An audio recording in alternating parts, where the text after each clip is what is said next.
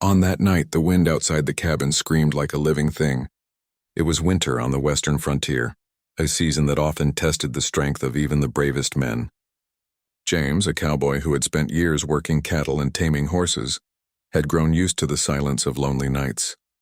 His small wooden cabin sat near the edge of the plains, surrounded by snow that stretched as far as the eye could see.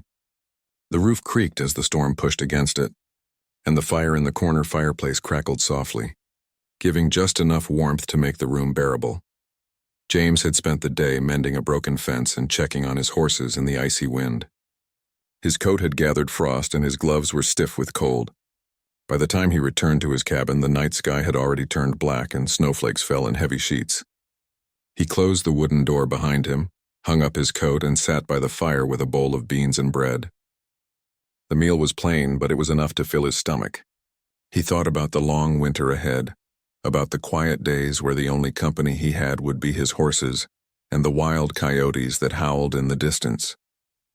When his eyes grew heavy, James pulled a blanket over himself and lay down on the wooden bed pushed up against the wall. He had no expectations other than rest, and soon he was lost in the kind of deep sleep that only hard work and exhaustion could bring. Outside, the snow piled higher, covering tracks and pathways, making the night even more silent. But as James slept, another story unfolded. A young Apache woman named Ayanna was moving through the storm. She had been traveling for days, her shoes worn thin, her clothes damp and frozen. She had been separated from her people when they moved camp, and she had tried to find her way back. But the snow was merciless. Every step felt heavier than the last, and hunger gnawed at her stomach. Her hands were numb, and her breath came out in clouds of frost. She knew that if she didn't find shelter soon, her body would give up. Through the swirling snow, she saw the faint outline of a cabin. At first, she thought it might be her mind playing tricks on her. But as she pushed forward, the wooden walls came into view.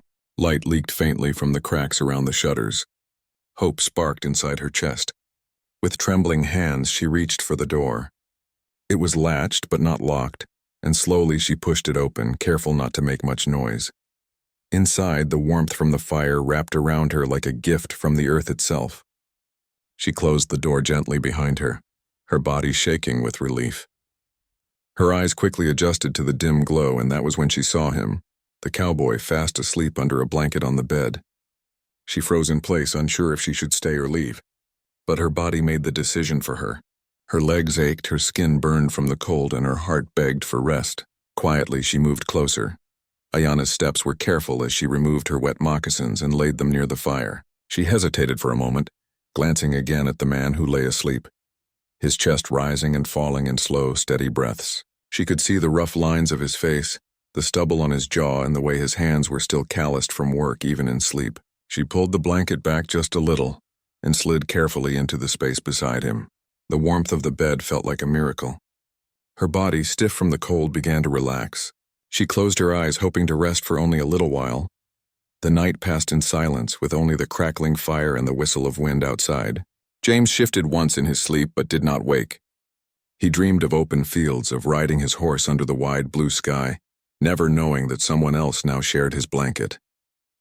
When the first gray light of dawn touched the window, James stirred. He stretched, blinked against the faint glow, and turned his head. That was when his heart nearly stopped. Beside him, under the same blanket, lay a woman. Her long black hair spilled across the pillow, tangled and glistening with melted snow. Her face, though pale from exhaustion, was striking, her high cheekbones and closed eyes giving her a look of quiet strength even in sleep. For a moment, James could not move. His breath caught in his chest. He had lived alone for years, used to solitude, and now, suddenly, there was someone in his bed. He sat up slightly, unsure whether to speak or stay silent. His heart thudded against his ribs, not with fear, but with shock and a strange, unexplainable pull. He studied her closely, the faint tremble of her fingers, the way her lips were dry and cracked from the cold, the small rise and fall of her chest as she breathed. Whoever she was, she looked fragile, as though the storm outside had almost claimed her life. James's first thought was confusion. Why was she here? Who was she? But then compassion softened his racing mind. He realized she must have come seeking shelter, perhaps even to save herself from freezing to death. Slowly he shifted the blanket back and rose to his feet, careful not to startle her. He walked quietly to the fire, tossed another log onto the flames, and turned back to look at her. The firelight spread across her face, and James felt something stir deep within him. It was not just surprise at finding her there. It was the quiet recognition that fate had placed her in his path. His lonely cabin, his quiet winter, and his silent life had suddenly changed in a single night. He didn't know her story yet, but he knew one thing clearly. What he had seen when he first opened his eyes was something he would never forget. The morning outside remained harsh and bitter. The snow piled high, but inside the cabin, a new chapter had begun, one that James never expected. The morning light slipped into the cabin little by little, softening the darkness. James stood near the fire, still trying to understand what had happened. He rubbed his eyes and looked again at the woman lying in his bed. She was not a dream, not an image from his tired mind. She was real. For a few moments he simply listened to her breathing, gentle and steady, like the rhythm of life itself. After a while, she stirred. Her eyelashes fluttered before her eyes slowly opened. At first she seemed confused, unsure of where she was. When she noticed James watching, she sat up quickly, her body tense as if ready to run. Her hand gripped the blanket tightly as though it were her only shield. James raised his hands in a calm gesture, showing he meant no harm. "You're safe here," he said softly. His voice was rough from sleep, but gentle enough to ease her fear. She studied him carefully. Her eyes were dark, alert, and filled with both strength and worry. She didn't answer right away, but James could see the struggle in her face. Finally, in slow, careful English, she whispered, Sorry," James shook his head. "No need, you came because you had to. The storm outside would have taken you if you hadn't." She looked down, ashamed yet relieved. Her hands trembled slightly from the cold that still clung to her. James noticed this and walked to the table, pouring warm water into a cup. He handed it to her carefully. She hesitated, then accepted it, holding the cup close as if it were the most precious thing in the world. She sipped, and color slowly returned to her cheeks. "My name is James," he said, pointing to himself. "James?" She watched him for a moment, then nodded. "Ayanna?" she replied, her voice soft but steady. "Ayanna," James repeated, letting the name settle in the air. It felt like a song, short yet filled with meaning. The silence stretched for a moment, but it was not heavy. It was the silence of two strangers trying to find common ground. James walked to the fireplace and began frying some leftover bread in a pan. The smell filled the cabin, warm and welcoming. He placed it on a plate and set it near her. Ayanna looked at it cautiously, then back at him. When he nodded, she picked it up and took small bites. Hunger showed in the way she ate, though she tried to hide it. James felt something stir inside him as he watched her. She was clearly exhausted, clearly carrying a weight of struggle, but there was also dignity in her, a quiet strength that made him respect her even before he knew her story. When she had eaten, James sat down on the chair near the bed. "You were in the storm?" he asked slowly, using simple words, hoping she could understand. She nodded. "Yes, many days, no food." "No fire." She paused, struggling to find words. "I walk, I search." But nothing. Only snow. James frowned. The thought of her wandering alone in that deadly cold made his chest tighten. "Your family?" he asked gently, her eyes lowered. "Gone. Can't move. I lose the trail. I look, but too far." Her words, though broken, painted a clear picture. She had been separated from her people during the harsh winter migration, left to survive on her own. James could hardly imagine the courage it took for her to walk through the endless white, with no certainty of survival. "You're safe now," James said again, and he meant it. The fire warmed the room, and slowly the tension eased between them. James went about his chores, feeding the horses, bringing in firewood, while Ayanna sat near the hearth, drying her moccasins and warming her hands. Each time he looked at her, he noticed something new, the curve of her cheek as the firelight touched it, the way her long hair caught the glow, the way her eyes softened when she thought he wasn't watching. When he returned from outside, snow clinging to his coat, he found her trying to help. She was sweeping the floor with the small broom near the door. James smiled faintly at the sight. She looked up, uncertain if he would be angry, but he only nodded in thanks. She relaxed a little more. The day passed slowly, but it was different from James's usual lonely days. There was another voice in the cabin, another presence filling the empty spaces. At times they tried to speak, mixing English and hand gestures. She told him little pieces of her story. How she had followed deer tracks for food, how she had hidden under rocks during the worst nights of snow, how she had prayed for shelter. James listened with deep respect, never interrupting. He told her about his horses, about the long rides he used to take across the plains, about the nights he spent under the stars. She listened with quiet interest, her eyes following his lips, learning his words. As the afternoon faded into evening, James made a stew from beans and dried meat. He served her first, watching her eat with careful gratitude. It was a simple thing, but for him it felt like sharing more than food. It was sharing trust. When the sky darkened, the wind outside rose again, rattling the shutters. James looked at the door, then at Ayanna. "Another storm," he said. She nodded, understanding. The memory of the night before, when she had crept into his bed, hung between them. James did not mention it, but he saw the hesitation in her eyes. She seemed embarrassed, unsure if she had offended him. He wanted to tell her it didn't matter, that her survival was more important than his comfort, but the words stayed in his chest. Instead, he pulled out another blanket and laid it near the fire. "Here," he said, pointing. She smiled faintly, grateful, and lay down close to the warmth. James returned to his bed, though sleep did not come as quickly as usual. He kept thinking about her, how fragile she had looked in the morning, how strong she had proven to be during the day. He wondered what her people were like, wondered if she would ever find her way back to them. But most of all, he wondered why fate had brought her to his cabin on that night, out of all the places she could have gone.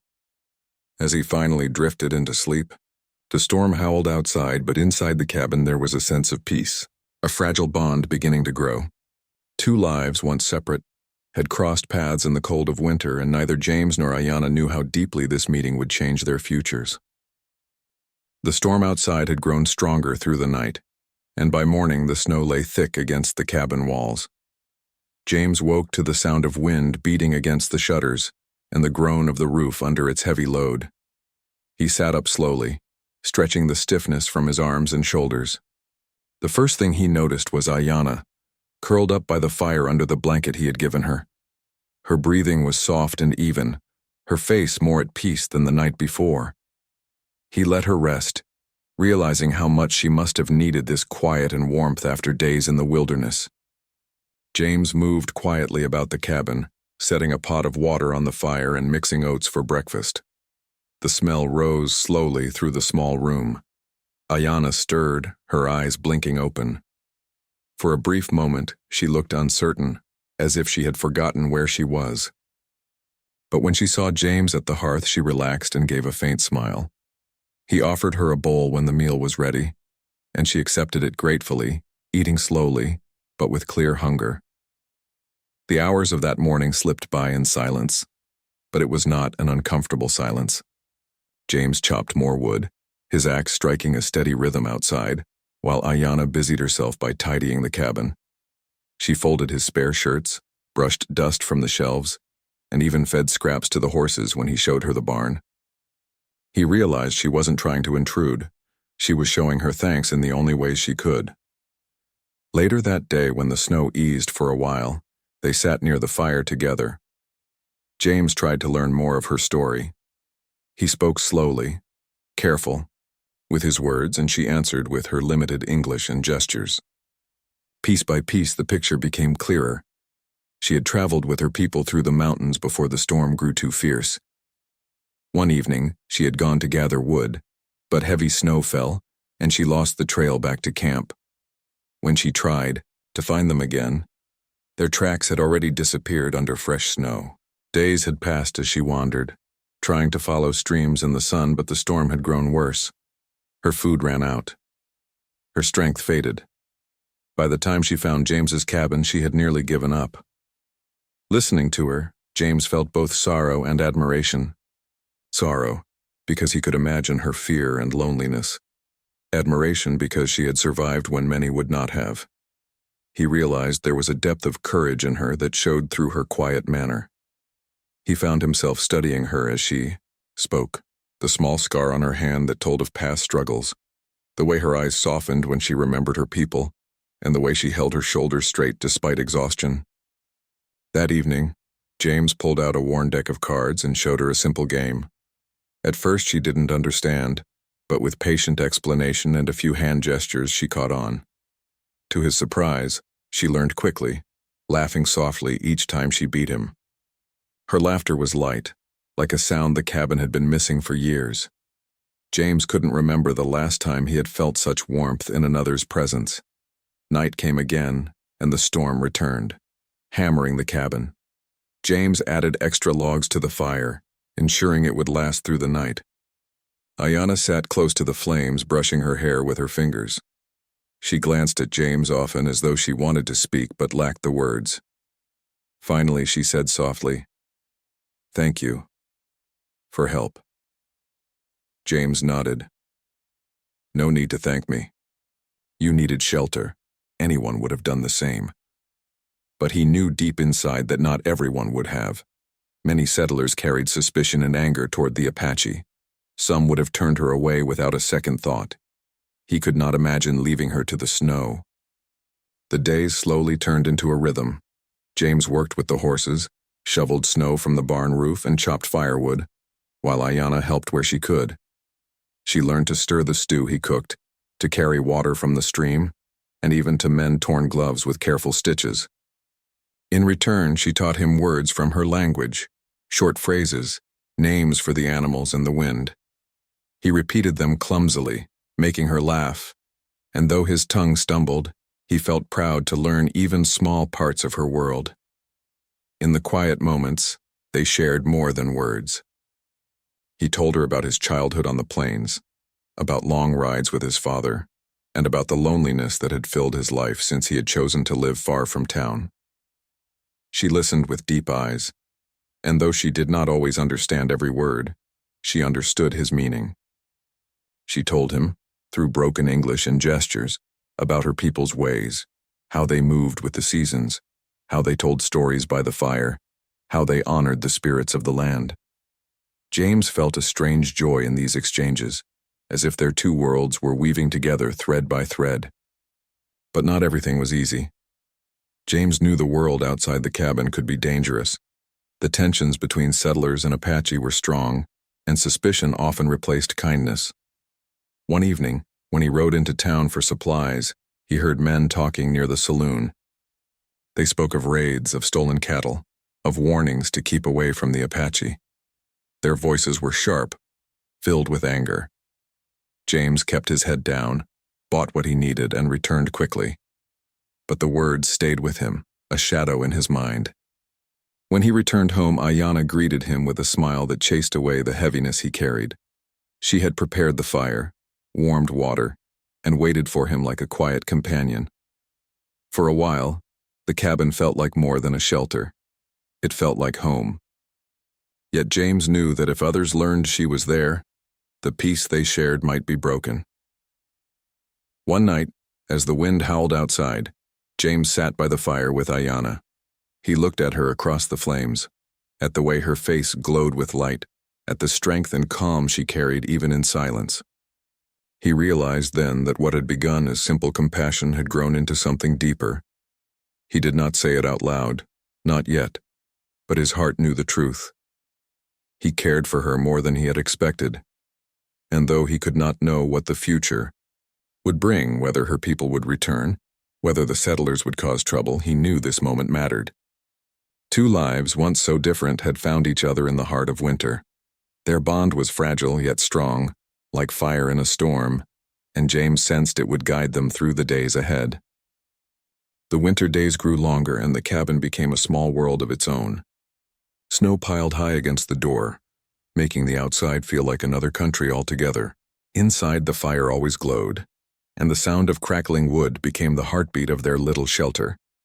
James grew used to Ayanna's presence, her quiet movements, her soft laughter when he mispronounced one of her words, her careful way of tending the fire or brushing snow off her shoes. What had first been surprise now became comfort, a rhythm he never wanted to end. One morning, James decided to show her more of his life. The storm had calmed, and though the air was still bitter cold, the sky was clear and bright. He saddled his horse and motioned for Ayanna to come with him. At first, she hesitated. unsure if she should leave the safety of the cabin. But his smile reassured her, and together they rode slowly across the snowy field. The horse's breath puffed into the cold air like smoke. He pointed out the landmarks, an old oak tree where he had once sheltered during a storm, the stream that curved through the land, the ridge where coyotes sometimes roamed at night. Ayanna listened closely, her dark eyes taking in every detail. She pointed too, teaching him Apache names for the land. James repeated them clumsily, making her laugh. But he enjoyed the sound of her voice more than he cared about being correct. By the time they returned, the sun was sinking low and their cheeks were red from the cold. James felt a sense of joy he had not known in years. It wasn't the land itself nor the ride, it was the company. Sharing his world with her had made it brighter, as though the plains were no longer empty but filled with meaning. But life was never free from trouble. A few days later, while Ayanna fetched water from the stream, a neighbor rode past and caught sight of her. He didn't say anything then, but his eyes narrowed and his mouth set into a hard line. James noticed the man's stare and knew it would spread. In towns where suspicion lived, whispers grew faster than wildfire. That evening, James chopped wood with extra force, his mind heavy. When he returned inside, Ayanna noticed his troubled look. She touched his arm lightly, her eyes asking a question. James shook his head, not wanting to worry her. But the truth sat like a weight in his chest. If the townsfolk discovered she was staying with him, they would not see a woman in need of shelter. They would see only an Apache, someone they mistrusted. The next day, James rode into town for supplies. The air felt thicker than usual, and conversations hushed when he entered the general store. He picked up flour, beans, and a few tools, pretending not to notice. But just as he turned to leave, two men stopped him at the door. "James," one of them said slowly, "we heard talk. You got company at your place? Some say they saw an Apache woman there." James's jaw tightened. He could feel every eye in the store turn toward him. For a moment he thought of denying it, but lying would only bring more trouble later. "She was caught in the storm," he said calmly. "Would you have left her out there to freeze?" The men exchanged uneasy looks, but one of them spat on the floor. "You don't know their kind. You give them a hand and they'll take the whole arm. Best send her on her way before trouble comes knocking." James didn't answer. He pushed past them, mounted his horse, and rode back. His heart pounded with anger, not fear. How could they not see she was simply a human being struggling to survive? When he reached the cabin, Ayanna greeted him with a smile, but he could not return it. He explained as best he could that others might come, that some people would not understand. She listened silently, her eyes lowering, but her calm remained steady. She had lived with hardship all her life.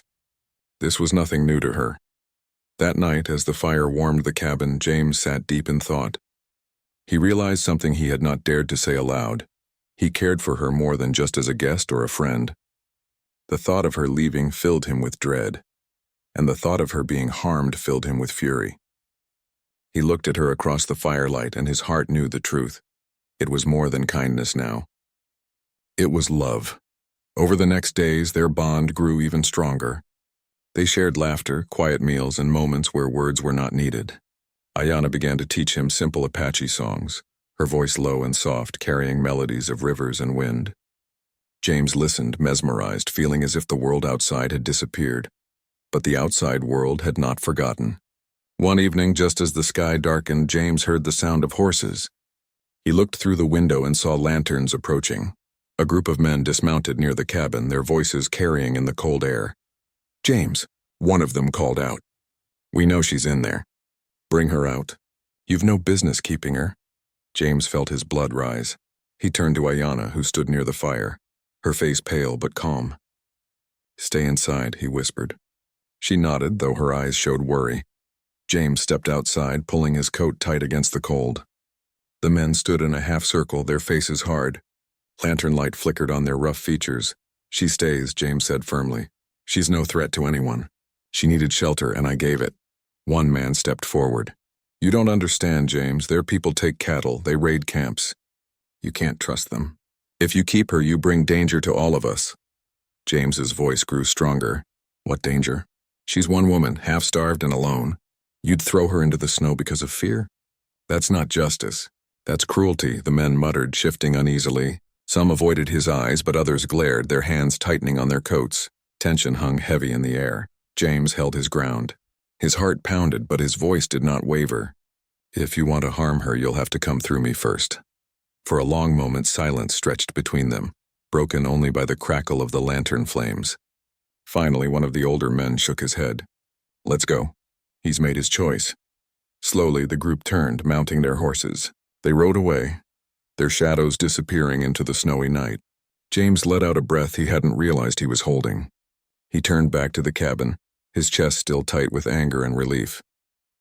Inside, Ayanna waited.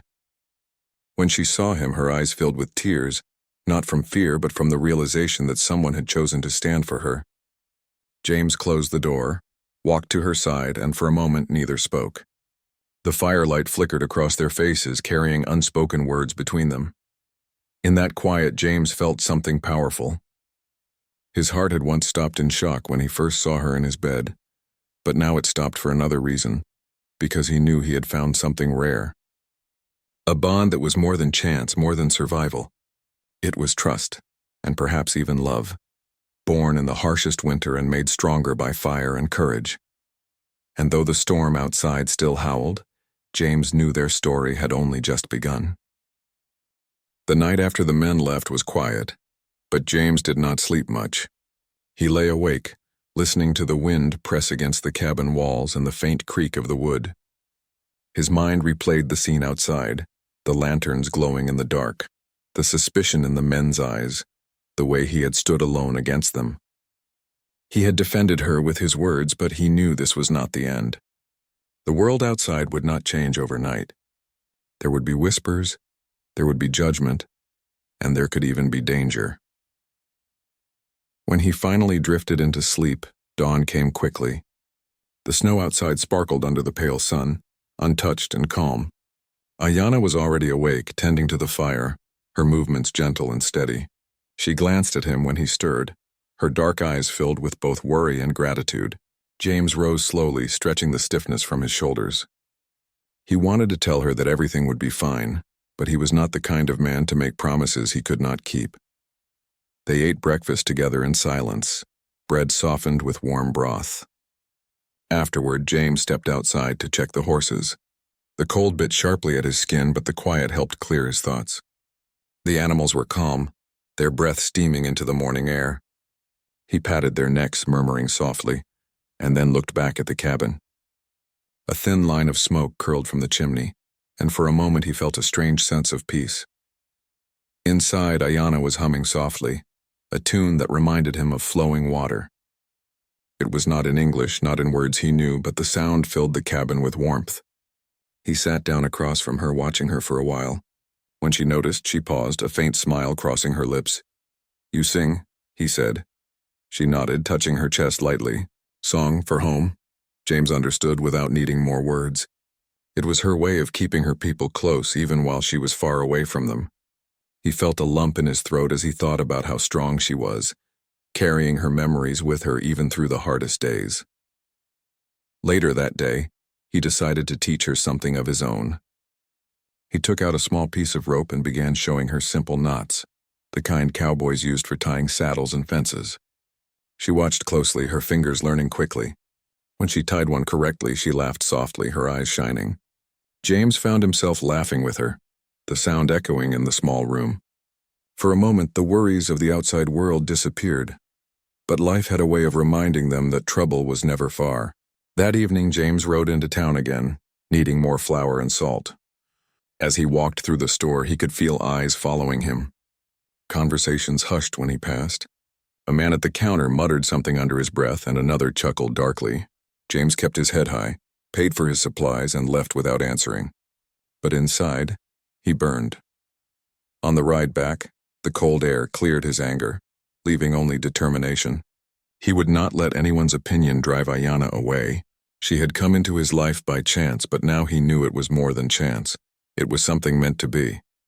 When he returned to the cabin, she was waiting by the fire. She looked at him, her eyes searching his face. He sat down and told her what had happened, keeping his words simple. She listened quietly, then placed her hand over his.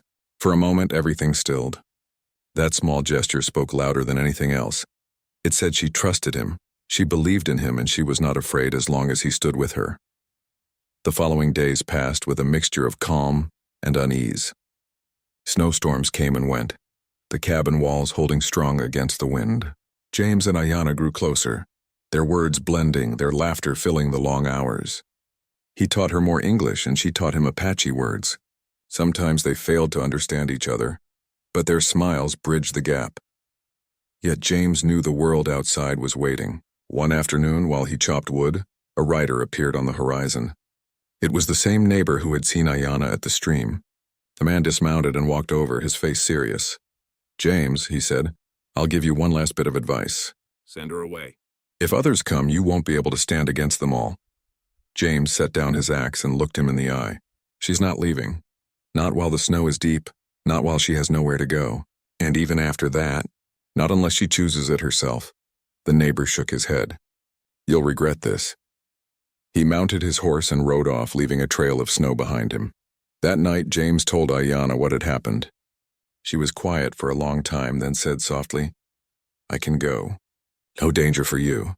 Her words cut deep, but James shook his head firmly. "No, you're not a danger. You're my guest. My friend." He paused, his chest tight. "More than that." Ayanna's eyes softened, and she looked at him for a long moment. Then she whispered, "I stay. With you."